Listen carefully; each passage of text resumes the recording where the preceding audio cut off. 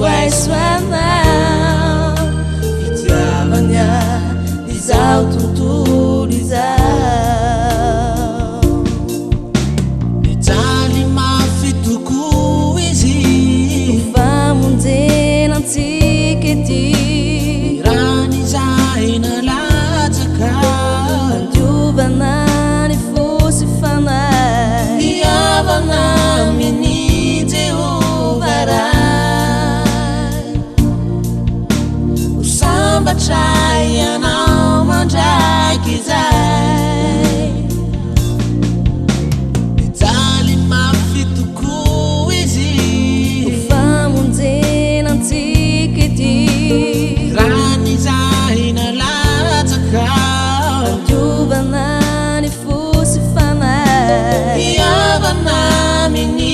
Jehova ray usambatray anao mandraiky izay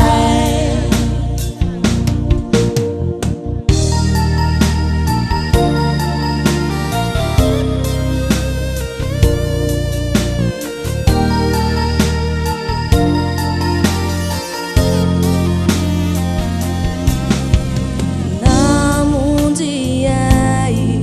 Jesosy nanafakay tokoan'izy faveriny fanaiko atramin'izay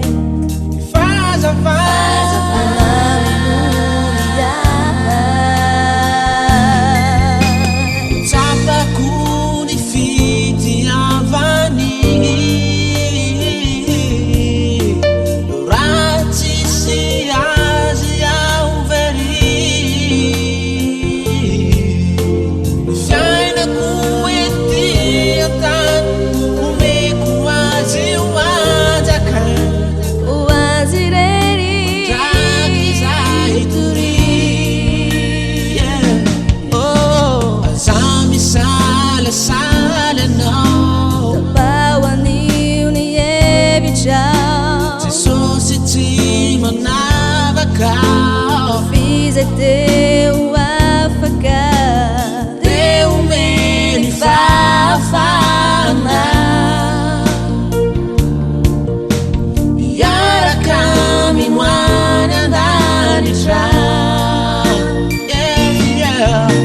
aza misalasala anao tapahoan'io ny hevitrao Jesosy tsy